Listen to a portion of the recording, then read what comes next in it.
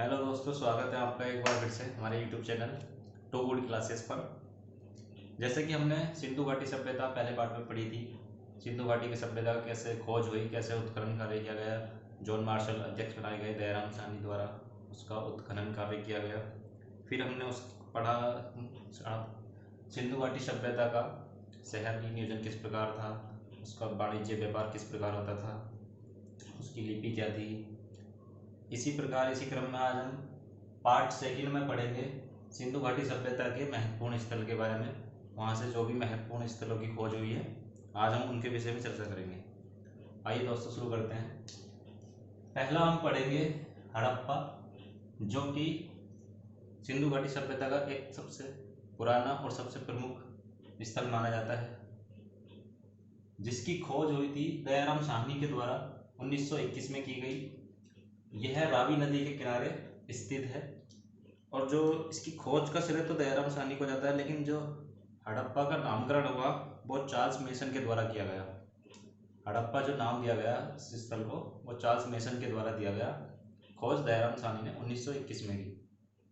हड़प्पा वर्तमान समय में तो पाकिस्तान में है, लेकिन जब भारत का विभाजन नहीं होता तो यह भारत में खोजा गया सबसे पुराना शहर माना जाता था हड़प्पा को।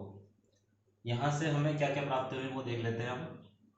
यहाँ से हमें जो प्राप्त हुई है वस्तुएं, एक अन्नागार प्राप्त हुए हैं, जो कि अनाज को रखने के लिए अन्नागार बनाए जाते थे, वो प्राप्त हुए हैं। तांबे का बना शीशा प्राप्त हुआ है और पुरानी पुजारी की प्रस्तर मूर्तियाँ मिली हैं और एक श्रृंगार बॉक्स यहाँ से हमें प्राप्त हुआ है हड़प्पा से, जो कि कहाँ है, वर्तमान में पाकिस्तान में लोकेटेड है, जिसकी खोज की थी दयाराम साहनी ने 1921 में। यह रावी नदी के किनारे है। यह एग्जाम में पूछ लेता है कि हड़प्पा किस नदी के किनारे है, कई बार पूछा है। और ये किसकी खोज किसके द्वारा की गई, यह भी एग्जाम में पूछा जाता है। और इस प्रकार पूछ लेगा कि तांबे का बना शीशा या फिर अन्नागार कहाँ किस स्थल से प्राप्त हुए हड़प्पा सभ्यता के, तो हड़प्पा नामक स्थल से प्राप्त हुए हैं अन्नागार और तांबे से बना शीशा। अगला है हमारा दोस्तों मोहनजोदाड़ो, जो कि यह भी एक प्रमुख स्थल है सिंधु घाटी सभ्यता का, और यह सिंधु नदी के किनारे स्थित है। यह था हमारे रावी नदी के किनारे और ये मोहनजोदाड़ो सिंधु नदी के किनारे स्थित है, जिसकी खोज या फिर उत्खनन कार्य किसके द्वारा किया गया, राखलदास बनर्जी के द्वारा 1922 में किया गया। इसकी खोज का श्रेय जाता है राखलदास बनर्जी को। मोहनजोदाड़ो के कुछ अन्य नाम भी मिलते हैं, जैसे कि मृतकों का टीला, इसको मोहनजोदाड़ो को बोलते हैं, नकलिस्तान या फिर सिंध का बगीचा, ये इसके अन्य नाम भी होते हैं मोहनजोदाड़ो के। यहाँ से हमें जो प्राप्त हुई है वस्तुएं, विशाल अन्नागार, ये बहुत इंपॉर्टेंट है। विशाल अन्नागार की प्राप्ति कहाँ, हड़प्पा सभ्यता के किस स्थल से हुई है, तो मोहनजोदाड़ो से हमें विशाल अन्नागार प्राप्त हुए। कई बार एग्जाम में पूछा गया है। घरों में कुओं की व्यवस्था थी, कुएं की कल जो हमने पढ़ी थी, घरों में कुएं की व्यवस्था भी यहाँ इसके हिसाब से मोहनजोदाड़ो से मिले हैं। अगला है नृत्य करती लड़की की तांबे की मूर्ति या फिर कांस्य की मूर्ति, ये भी इंपॉर्टेंट है, एग्जाम में पूछा गया है। ये भी हमें प्राप्त हुई है मोहनजोदाड़ो से, नृत्य करती है लड़की तांबे की मूर्ति।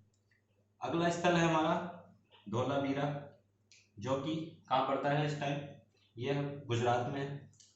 और ये जो था मोहनजोदाड़ो, ये भी अभी पाकिस्तान के क्षेत्र में आता है मोहनजोदाड़ो। अब यहाँ से धोलावीरा से हमारे भारत के स्थान स्टार्ट हो जाते हैं। धोलावीरा कहाँ पर स्थित है, गुजरात में कच्छ जिले में, जिसकी खोज का श्रेय जाता है रविंद्रनाथ बिष्ट को। 1990-91 के समय में इसका उत्खनन किया गया धोलावीरा का। यह भारत में पाया जाने वाला सिंधु घाटी सभ्यता का एक महत्वपूर्ण स्थल कहलाता है। यहाँ से जो प्राप्त वस्तुएं हैं, यहाँ से जैसे अनेक जलाशय के निर्माण के साक्ष्य मिले हैं कि यहाँ पर सिंधु घाटी सभ्यता में धोलावीरा के जो स्थल है, यहाँ से अलग अलग स्थानों से जलाशयों के साक्ष्य मिले हैं। यहाँ पर जलाशय निर्माण किए जाते थे पानी को एकत्र करने के लिए, और घोड़े की कलाकृति के अवशेष भी मिले हैं। घोड़े की जो मतलब पेंटिंग के अवशेष कहाँ से मिले हैं, धोलावीरा से।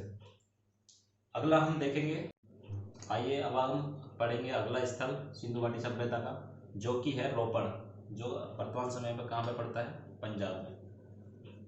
अगला हमारा स्थल है रोपड़, जो पंजाब में पड़ता है और वह सतलुज नदी के किनारे स्थित है। इसकी रोपड़ जो हड़प्पा सभ्यता का एक स्थल है, इसकी खोज की थी जगदत्त शर्मा द्वारा 1953 में की गई। यह सतलुज नदी के किनारे है।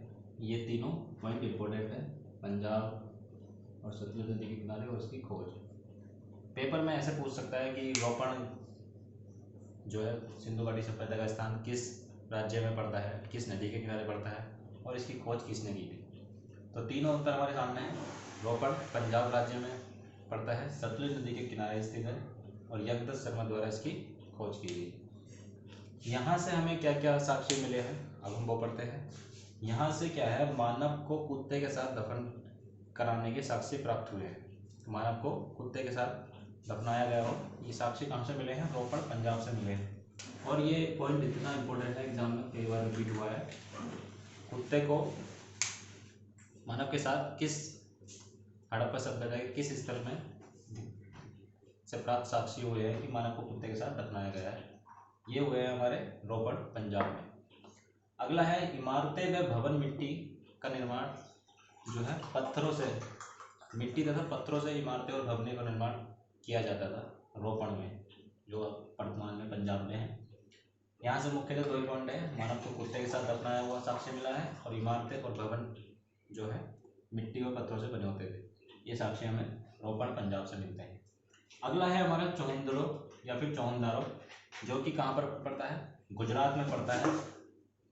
चौहंदारो गुजरात में, गुजरात राज्य में स्थित है वर्तमान समय में, जिसकी खोज का श्रेय जाता है गोपाल मजूमदार को।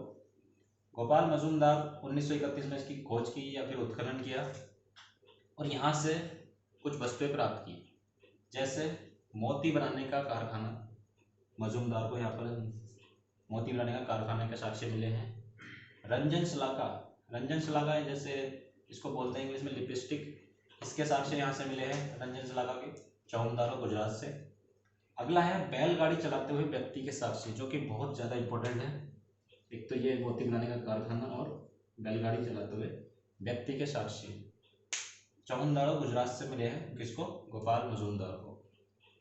ईंट पर बिल्ली का पीछा करते हुए कुत्ते के पंजों के निशान हमें कहाँ से प्राप्त हुए हैं, चौहंदारो गुजरात से ही प्राप्त हुए हैं। तो ये चार चीज़ें हमें चौहंदारो गुजरात से प्राप्त हुई है, जिसकी खोज का श्रेय किसे जाता है, गोपाल मजूमदार को जाता है। अगला स्थल है हमारा लोथल, जो कि कहाँ पड़ता है, गुजरात में पड़ता है। और अगर पूछे किस नदी के किनारे पड़ता है, तो भोगवा नदी के किनारे पड़ता है। कौन, लोथल, गुजरात में। इसकी खोज का श्रेय जो जाता है हमारा, वो जाता है रंगनाथ राव को जाता है। और ये कब की इन्होंने, 1954 में इसकी खोज की। यहाँ से खोज के दौरान क्या साक्ष्य मिले, एक इसको रंगनाथ राव को मिला है युगल समाधि, जो कि बहुत इंपॉर्टेंट है।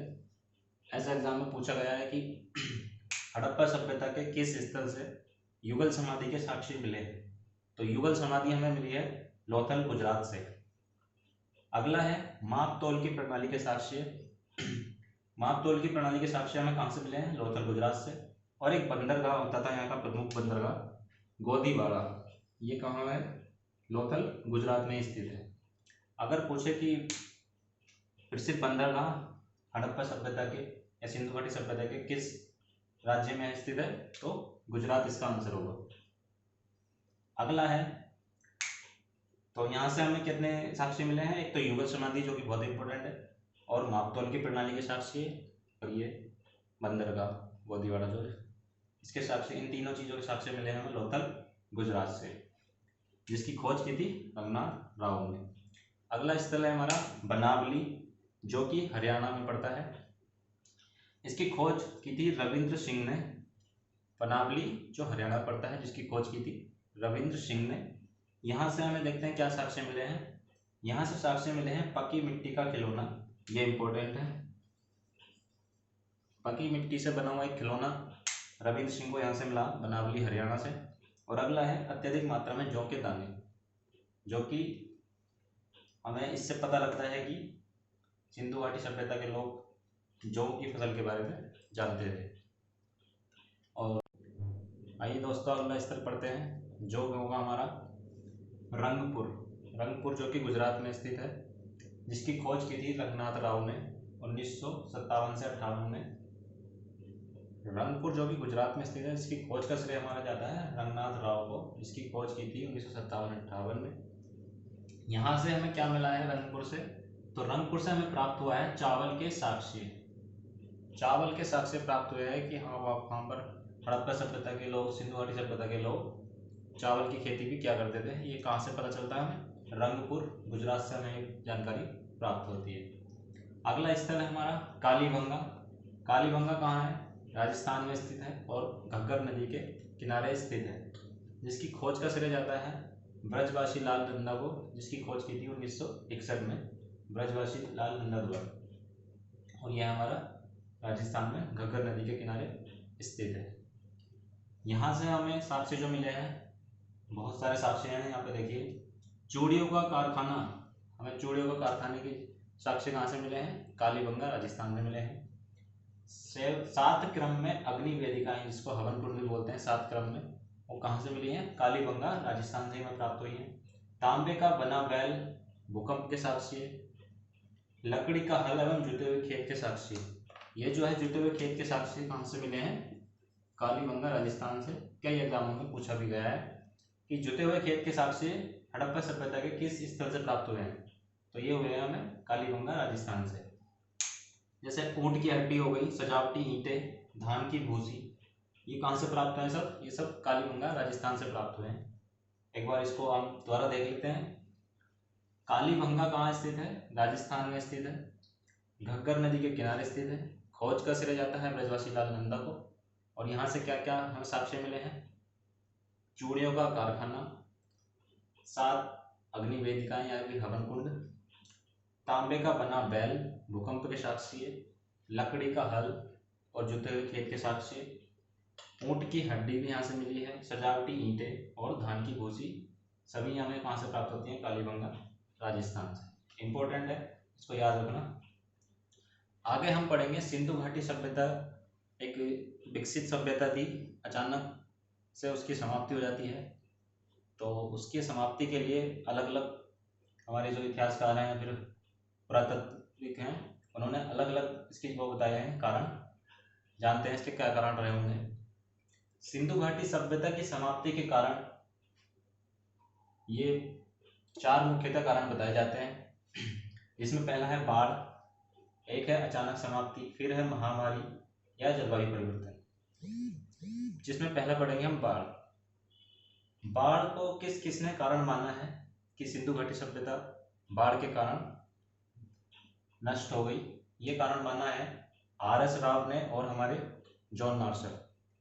इनके द्वारा ये कारण माना गया है कि सिंधु घाटी सभ्यता का जो विनाश हुआ है फिर नष्ट हुई है वो या गायब हुई है, तो वो बाढ़ कारण किसने माना, RS राव और जॉन मार्शल, इनके द्वारा माना गया है। और यह हमारा सर्वाधिक मान्य कारण है कि हाँ सिंधु घाटी सभ्यता का जो विनाश हुआ है या फिर गायब हो गई है अचानक से, वो बाढ़ ही उसका मुख्य कारण रहा होगा। ये सर्वाधिक मान्य कारण रहा है। अगला है अचानक समाप्ति, जो जिसको किसने माना है, व्हीलर द्वारा ये माना गया है कि अचानक से गायब हो गई, अचानक समाप्ति व्हीलर के द्वारा कहा गया है। अगला है महामारी, कि किसी महामारी के द्वारा सिंधु घाटी सभ्यता में कोई महामारी आ जाने के कारण यह सभ्यता अचानक से समाप्त हो जाती है, यह माना गया है केनेडी के द्वारा। जलवायु परिवर्तन को कारण माना है RS स्टील के द्वारा, कि जलवायु परिवर्तन के कारण सिंधु घाटी सभ्यता का विनाश हो गया या फिर समाप्ति हो गई, यह RS स्टील ने कारण माना है। तो मुख्य कारण आप याद रखिएगा कि बाढ़, RS राव और जॉन मार्शल के द्वारा, जो कि सर्वाधिक मान्य कारण बताया गया है बाढ़, सिंधु घाटी सभ्यता के समाप्त होने का। अब हम आगे पढ़ेंगे कुछ इसके इम्पोर्टेंट फैक्ट, क्योंकि टॉपिक हमारा एंड होने वाला है। तो इम्पोर्टेंट फैक्ट में पहला पॉइंट है, हड़प्पा कालीन समाज विभाजित था। हड़प्पा कालीन समाज कितने वर्गों में विभाजित था, तो यह मुख्यतः विभागों 4 भागों में विभाजित था, विद्वान, योद्धा, व्यापारी और श्रमिक। अगला हमारा इंपॉर्टेंट फैक्ट है, सिंधु घाटी सभ्यता में बर्तनों पर मुख्यतः लाल रंग का प्रयोग किया जाता है। जो सिंधु घाटी सभ्यता अधिकांश जो बर्तन हमें प्राप्त हुए हैं उनमें किस रंग का प्रयोग किया गया है तो लाल रंग का प्रयोग किया गया है, ये याद रखना, लाल रंग का प्रयोग किया गया है, कभी एग्जाम में पूछ सकता है। अगला है जो सिंधु घाटी सभ्यता के घरों के विन्यास की पद्धति थी वो किस प्रकार की थी, तो वो उस पद्धति को हम बोलते थे ग्रिड पद्धति। जो सिंधु घाटी सभ्यता के घरों में विन्यास की पद्धति अपनाई जाती थी वो ग्रिड पद्धति पर आधारित थी। ये हमारे कुछ इंपॉर्टेंट फैक्ट थे सिंधु घाटी सभ्यता के बारे में, और ये हमारा टॉपिक आज समाप्त होता है। इसके 2 पार्ट थे, पहला पार्ट आपने देख लिया होगा, तो चैनल को सब्सक्राइब करें, वीडियो अच्छी लगे तो लाइक करें। धन्यवाद।